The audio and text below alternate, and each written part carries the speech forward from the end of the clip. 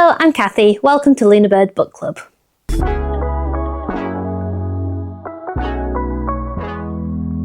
Hi, I have had this idea to do this video for a while and I kept putting it off because I couldn't quite marshal my thoughts, but I think I'm there now.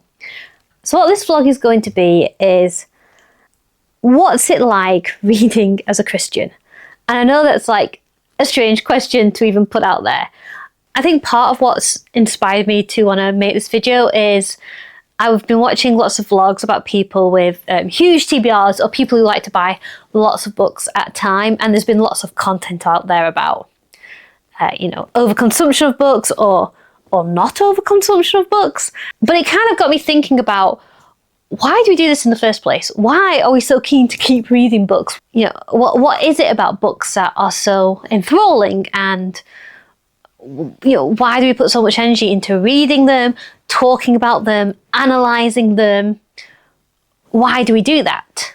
And why do I do that? And I kind of discovered that when I thought about why I do that, every reason about why I love books so much came back to my faith. My Christian belief and my Christian experience of the world is why I really value reading. And that's interesting to me. So I thought I'd put this video together to share 5 observations of how my faith influences my experience of reading. And I just kind of wanted to get my thoughts down and put them out somewhere about that. The relationship between my religious life and my reading life and how they interact with one another, because I think they interact with one another quite a lot, and I really just wanted to talk about it. So this video is not of how you should read as a Christian. This isn't an instructions of how all Christians should approach the hobby of reading, nor is it a description of how all Christians read, but rather I've got 5 observations of how my faith personally affects my reading experience and why I think that might be. And maybe there are other Christians out there who relate to that, or maybe even people of different religions or philosophies that might connect with it. Anyway, it's just something that's been interesting me, and I wanted to share it. So my first observation is that as a Christian, I really value reading as an avenue for learning, and learning is really, really important because I'm a Christian, so therefore reading is really, really important. It's something I've come to appreciate more and more as a thing that is a huge part of the Christian faith, is the idea that learning, lifelong growing in wisdom and understanding is part of a spiritual life. Not just learning in the things of God, although of course yes, but the idea as we're born as children of God, and part of our journey in life is to learn and acquire knowledge and seek out more. And obviously one of the great ways we can do that is by reading books. And I mean, obviously reading's a huge part of the Christian life because we have the Bible, which we believe is the word of God, and the Bible itself instructs us to treasure God's word, to study it, to meditate on it, to teach it to one another, to teach it to our children, and to live by it. So actually, Christians are encouraged to daily, routinely read this book in particular, read this library actually, because there's 66 books in here. So part of my practice as a Christian is to daily open up a book to seek wisdom and encouragement and knowledge, but also to connect with my God, to connect with my Creator, to receive from Him, love and affection. This, when you read the Bible as a Christian, you're not necessarily just getting instructions on a page, but it's like you're entering a conversation that is still happening now, even though the words in the book were written hundreds of years ago. It's a beautiful thing. But obviously this is then embedded in my outlook in life of books have this brilliant association for me of places you go to learn and grow and receive wonderful things. And although the Bible is unique as being the Word of God in my outlook, there's an association that reading in general has to, the good things I associate with the Bible. Does that make sense? Like, not all of the books are obviously the Word of God. In fact, I believe only this is. But reading itself is now associated with learning for me. And of course, you can learn in life without reading. Several people, do, and we're lucky to live in a time and age where reading books is so accessible. But gosh, reading's just such a wonderful way to learn. And again, that idea of learning for learning's sake is actually a really important theme in the Christian faith. In fact, we have a whole book in the Bible called the Book of Proverbs, and a huge theme of that book is get wisdom. Don't be content to remain ignorant or to remain foolish. Don't scoff, don't mock at the idea of learning. But if you want to be a righteous person, you need to be a wise person. So you need to seek out wisdom and understanding. There's a beautiful image in the Book of Proverbs as wisdom, as like this wonderful woman who has gone out and she's standing at the crossroads where the paths meet high up, and she's proclaiming, "Come to me, all who are simple. Come and learn wisdom. Come and receive my teaching. My teaching is good. My teaching is full of life." And, the idea that there is an invitation to everybody, come and learn, come and know, come and understand, influences, why I value reading so much, because I want to learn. And part of the Christian faith is the belief of, God is the creator of everything. So in all of nature and in every way you look, there will be signs of God's greatness and God's wonder. And the more you know about the world, the more you can glorify God, and the more that you can appreciate the wonders of the world he made. That influences partly why I love reading, because we learn so much from reading, whether it's fiction or non-fiction. It's always an insight into something that you might not have known before. And the second way that faith influences how I read is that I do self-censor my reading materials. I mindfully curate the books I read. I want to read things that do me good, that do my soul good, that do my heart good. So there are some books out there that I won't read because I'm safeguarding my peace of mind and my heart. That I take responsibility for that. There's a verse in the Bible that says, whatever is pure, whatever is noble, whatever is lovely, think on these things. And kind of the reverse is true as well. Like what you dwell on, what you fill your heart with, will come out in your life one way or another. So that influences me in quite a few ways in the things that I read. So I won't seek out books where the main selling point is, the spice levels or sex scenes, because I don't think that's good for my heart or soul. I will read books that contain some, and I will read romance books from time to time. But if the primary pull of a book is of that nature, then that's not for me. And on the same tone, if the primary pull of a book is pain and suffering and gore and violence, I don't often read those books too. But I do read books with gore and violence in them. Like, I love reading horror. I thought A Clockwork Orange was a particularly well-written book, and I'm so glad I read it. So again, like this, it's a very hard thing to say where the line is. But sometimes I get a feeling with some books of, if I feel like it's reveling in the violence or reveling in the pain and suffering of others, then I don't think that's doing my heart good, and I personally make the choice not to read those books. If there's a book with violence in it, but there's a broader point of, criticism of what leads to that violence, or people rising up to do good despite that violence, then that's something that I will read, because, again, turning to scriptures, if this is my set, there's suffering in here, there's violence in here, there is despicable things done in this book. So it's not a blanket content warning. It's more of the attitude the book has towards those things. And again, that can be a hard thing to discern. And it's not, I don't censor books for other people. I don't call for any kind of book to be banned. I don't campaign against other books or tear them down. But in my own personal reading, I curate what I read, and there are some books I won't read. I think the key thing for me is I won't read a book if I feel like the book is delighting in the suffering of others. And again, that's a hard thing to discern. But when I see it, I know it. And I'll tell you this example. A few years ago when I was doing my degree, we did a degree on fairy tales and writing for children. It was a really interesting module. But as part of that module, there was one exercise we did where we were analysing different interpretations of fairy tales. And we read, out of all things, a Neil Gaiman interpretation of Snow White, where Snow White was a child princess who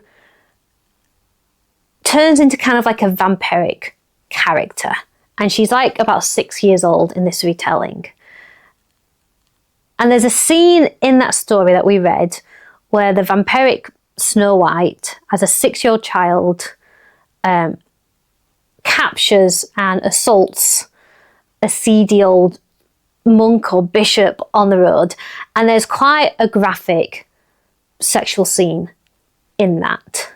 And I was really disturbed by reading it, and I couldn't believe that it had been published because the writer was so obviously enjoying that scene. And it was written to excite, and at the centre of it was a girl. And yes, she was kind of meant to be a bit monstrous, but it just felt really, really wrong to me. And I remember, like, I kicked off so much in that class when we were talking about it, just saying, like, how has this been published? This is awful. And I don't get why this has just been treated as kind of like an edgy interpretation of a fairy tale. It was really sickening. And I couldn't believe that other people weren't having that stronger reaction towards it. So then, now, like last year when it all came out about Neil Gaiman and his practices and what he's done to young women, I can't say I was surprised. I was disappointed because I've read American Gods, I've read Good Omens, I love Good Omens, it's one of my favourite books ever. So like this was a writer who, I really respected, but I never encountered this level of his fiction before. But there's a difference. And once you see it, it's really hard to unsee. So yeah, that is an influence of my faith. I do self-censor what I read. And the same is true of what I consume on TV, film, social media. I think my general rule of thumb is I don't want to engage with media that is delighting or reveling in the suffering of others, or in anything that I feel isn't going to do my peace of mind any good or my heart any good. Because of my faith, I realise that I'm really responsible for that, and I have to choose what I read carefully. Okay, sorry about that. Memory card ran out, so had to readjust, and now a cat's appeared. So we're going to have a cat now in shot and probably purring away. She really wants me to shift so she can sit more easily on my knee, and I'm not really helping her with that. You can have a nice cat butt on screen. I know, I love you too. I'm just doing things right now. Okay, so the third way that my faith influences my reading is keeping in mind the idea that books are not just entertainment, they're an exploration and interrogation of different ideas and philosophies. Nearly every book, whether fiction or non-fiction, will explore different beliefs and look at the consequences of those beliefs when they're believed and acted upon. It's very hard to write a good book without having some kind of idea that you're exploring at the heart of it. And that exploration of ideas, I just find utterly compelling and interesting. And again, I'm sure lots of people experience reading in that way. But, as a Christian, I find it really interesting because I don't come to a book with a completely open mind. I have a set philosophy about life. I've got a belief system. And whether I'm reading a book that shares my belief system or one that doesn't, that belief system is going to be challenged, examined, looked at. And again, that makes reading really engaging for me, because I have beliefs, not just like the primary Christian beliefs in like Jesus and God and the Bible, but there's all kinds of beliefs that cascade from that. Like I've already mentioned, the belief that learning is for everyone and it's a lifelong call. For me, that's a Christian belief. I know that other people of overthinking share that belief too, but, my experience of it is that it's a Christian belief. The idea in a soul, in the afterlife, in what gives our lives meaning. I believe that there's a noble difference between good and evil. I believe that loving one another is one of the highest callings we have in this life. Hey, I even believe that ideas matter and beliefs matter and that we should live by what we believe. When I encounter these ideas in fiction, it always hooks me in because I'm interested to see, what's the author going to do with this? Where they're going to come out, how the character's going to respond to these ideas. And what this means is that when I read books as a believer, I have my ideas and beliefs scrutinized and challenged by what I read. And in turn, I get to think about the ideas that are presented by the author, and I get to scrutinize and examine them. And I find that it sharpens my thinking and my outlook on life.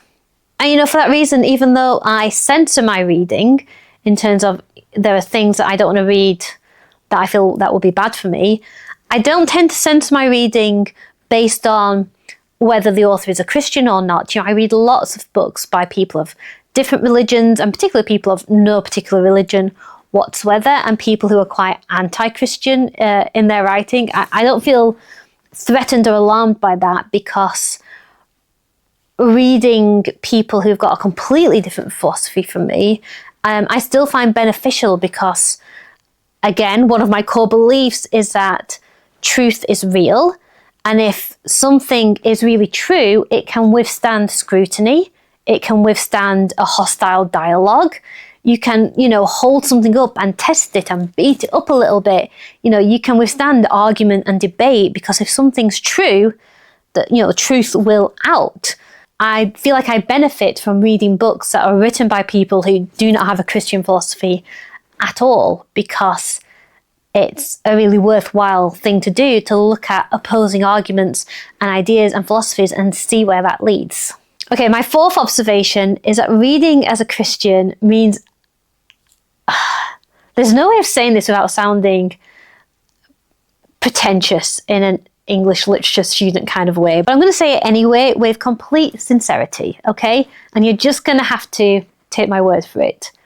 But reading as a Christian means I get to experience the sublime. And by sublime, I kind of mean the romantic ideal of the sublime. The idea that from time to time, particularly around beautiful views in nature, like a mountaintop or the ocean or the starry sky, there are moments when you encounter something so beautiful and so wonderful and so beyond your understanding that you almost get a glimpse of the heavenly eternal and the glory of God, and it blows you away with wonder and astonishment, and joy.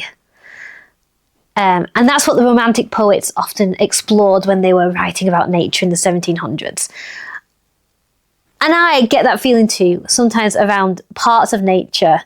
To be honest, trees is a thing that connects me to that. If I get to a forest or a really good looking old tree, it just inspires wonder in me. There's a magic in it, and I can't quite put it into words.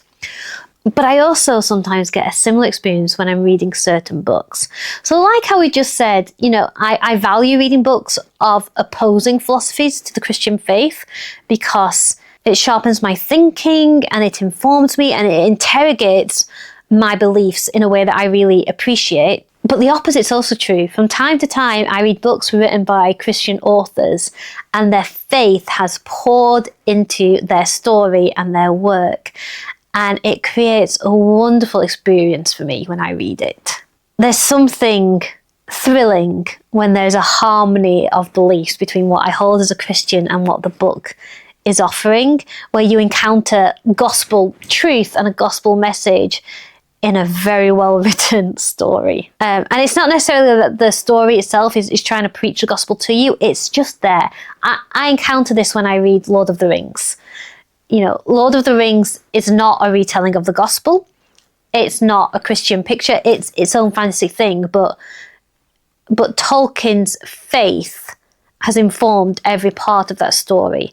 And the idea of self-sacrifice, of holding on to hope, of a fellowship, of a brotherhood, to me, it is so rooted in the gospel that when I encounter it there, it reminds me of, although I am not Frodo trying to save the Shire, and I'm not walking around Middle Earth, but I'm part of my own adventure on Earth because I'm a child of God, and I am also called to love and to serve and to carry hope. And there's just a thrill of connection there. I read Jane Eyre last month, and Jane Eyre's faith is incredible. And it's so funny because, like, I've been taught Jane Eyre in school, sometimes by teachers who don't have a Christian faith, and that's fine. But it's so interesting to me that when they read Jane Eyre and when they teach it, they often pull out the religious hypocrisy that's in Jane Eyre. You know, there are parts in Jane Eyre, kind of at the beginning and at the end, where people misused religion to harm others, or kind of go a bit askew, or try and use it to control or browbeat others. And it's very easy, if you're looking at those bits in isolation, to say of Jane Eyre like it's an anti-religious book. And it's really not. It's an anti-hypocrisy book, definitely. But the central story is, you know, the central crisis in the story is a bit where Jane is offered everything she could ever want. The great love of her life, a family and a home, and it can be hers, and wealth. And it can be hers if she's willing to live in a way that compromises her belief in what it is to live a righteous, godly life. And she won't do it. And not only will she not do it, she actually, because she knows she's so tempted to do it, she flings herself out into poverty. She runs from it with such fervour that she nearly ends up destitute, and is kind of only miraculously saved from it by a huge coincidence. Coincidence, you know what I mean? You know what I mean? Coincidence, miracle. But that's the incredible thing about Jane Eyre. She faces this ultimate temptation, and she runs from it and chooses to do what is good, even though it's obviously hopeless for her. And she endures. And through that choice, she meets her real family, and she builds her own life and comes into her own independence. There's a courage and a righteousness in Jane Eyre that, as I'm reading it, it absolutely thrills my heart. And I don't read Jane Eyre as an anti-religious book at all. It's a book that when I read, it inspires me to live by principle, particularly when it's hard, and particularly when, you know, by sacrificing those principles, I could gain things I want. And it, you know, it sends shivers down my spine reading Jane Eyre and reading books like it. There's a great thrill to have in reading works that have been written by believing authors, and it's a real true pleasure, and I'm really, really grateful for it. Okay, and then the fifth and final observation I've got about how my faith influences my reading is that I have the belief that my reading should inspire my living. Again, the Bible, you know, when I approach this book, it's not just to read it, but to live out the principles contained here within. And again, this has a unique authority in my life. Not all books have this authority. In fact, no other book has the authority that the Bible has in my life. And yet, I do believe that all reading should influence my living. It's okay to read just for entertainment. It's okay to read just because you want a laugh and you want to, you know, have fun. You want to switch off at the end of the day. You want to enter an adventure. You want to relax. Of course you do. And that's absolutely fine. And I do too. And I read to switch my brain off. I read to have fun. I read for the pure pleasure of it. And that is absolutely fine. But I don't think I would care as much about reading as I do if I didn't also believe that books influence how we live, or should influence how we live. I read a lot, and if I was only just reading for my own entertainment, I don't think that would be quite fulfilling for me. You know, the reason why I not only read about books, but I vlog about books and I share books and I want to talk about books all the time, is because they ought to change how we live. I think books are so powerful because they should encourage us to go out there and live our own story really, really well, to really love the people in our world, to really stand by the principles we hold, to do good in the world, and to thoroughly enjoy it and experience it and connect with it. And I think I hold that belief and outlook on books because of my faith. You know, I believe that all of creation, every bit of it, reveals something about God, reveals his wonder, reveals his goodness, reveals his love and his wisdom. You know, from the tiniest flower to the grandest mountain to rivers and trees and the stars, it all reveals something of God. And in the same way, I kind of think all books should encourage us and push us to live life well. You know, what's the point of reading the greatest love story and then not loving your husband? Or what's the point about reading somebody who endured to the end and then deciding to give up ourselves? You know, I think books should inspire our living, and I think I hold that belief because of my faith. Okay, and that's it. So those are my 5 observations of how my faith influences my experience of reading. I'm really glad to have finally talked this one out. It's been circling in my mind for a really long time, and my thoughts kept getting jumbled up. And to sit here and talk about it, I've really enjoyed this. I've enjoyed the experience of talking about this, so I hope you've enjoyed the experience of watching this video. I hope you had a good time. Thank you for watching the video. Let me know, why are books so important to you? How do they connect with your life philosophy? Does one influence the other? Have you ever considered that before? Yeah, I'd love to hear other people's thoughts on this. I find it really, really interesting, and I've really, really enjoyed making this video. So again, thank you so much. Hope you've enjoyed it. We'll see you next time.